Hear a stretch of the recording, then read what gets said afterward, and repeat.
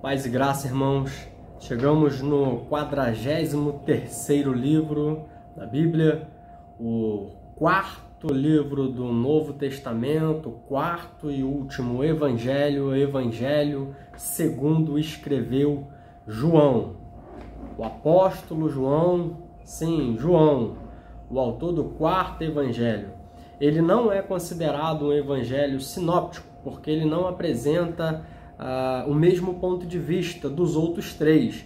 Os outros três, eles contam histórias repetidas, eles têm uma abordagem assim bem parecida, apesar de cada um ser direcionado a um público específico.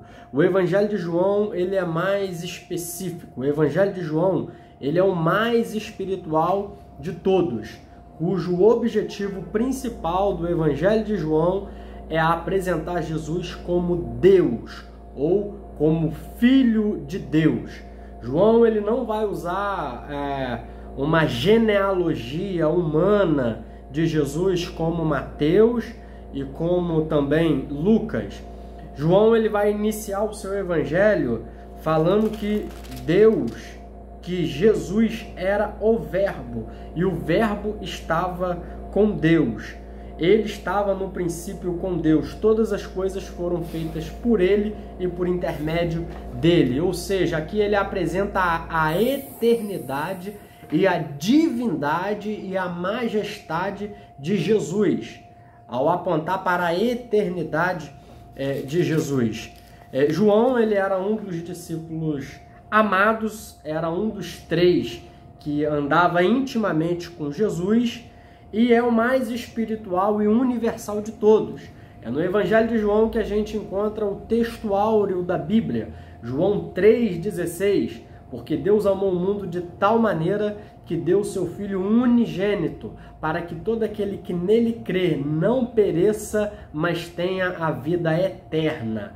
É no Evangelho de João onde essa questão da vida eterna vai ser salientada, vai ser enfocada, a questão do novo nascimento. O Evangelho de João, ele é recheado de discursos em que Jesus ele para com uma pessoa e ele dialoga com essa pessoa durante bastante tempo. Foi assim com Nicodemos, foi assim com a mulher samaritana, foi assim com o discurso quando ele diz que ele era o próprio pão vivo que havia descido do céu, e foi esse discurso que muitos dos discípulos, muito da multidão ali estava considerando um discurso duro. É onde Pedro vai dizer Senhor, esse discurso seu é duro, quem pode ouvir?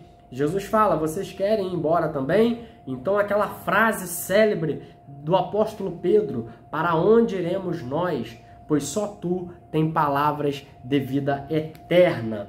O Evangelho de João, ele vai catalogar 7 milagres de Jesus, ele vai ter um objetivo bem específico de mostrar ele como Filho de Deus, para que a humanidade pudesse crer. Então ele começa com o primeiro milagre, que é a transformação da água em vinho, depois seguido do milagre da cura do filho do oficial, a cura do paralítico lá no tanque de Betesda, no capítulo 5, a primeira multiplicação dos pães, que se encontra no capítulo 6, onde acontece aquele discurso ali que a multidão considera duro por não entender que ele é o pão vivo que desceu do céu. Ele começa a dizer que o povo teria que comer da sua própria carne.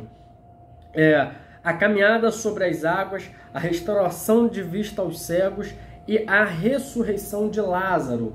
Lázaro ali, a ressurreição dele é o último milagre, o fechamento dos milagres aqui no Evangelho de João. Outros temas importantes, como o Espírito Santo, ele fala também da morada que ele foi preparar no céu. Capítulo 14 de João, ele fala que ele deixa a paz, então é onde ele traz essa paz interior para aquele que crê nele, sabendo que ele foi preparar um lugar, mas que ele não nos deixaria órfãos, pois ele mandaria o Espírito Santo. Então, o Espírito Santo também é muito citado, é muito ensinado aqui no Evangelho de João. Novo nascimento, Satanás e o mundo. Também Jesus aqui, ele fala muito sobre o mundo. Se o mundo vos odeia, é porque odiaram também a mim. É impossível se tornar amigo do mundo. E ele também fala a respeito de Satanás como o Deus deste século. E ele fala a respeito da vida eterna. O Evangelho de João é o evangelho mais espiritual de todos.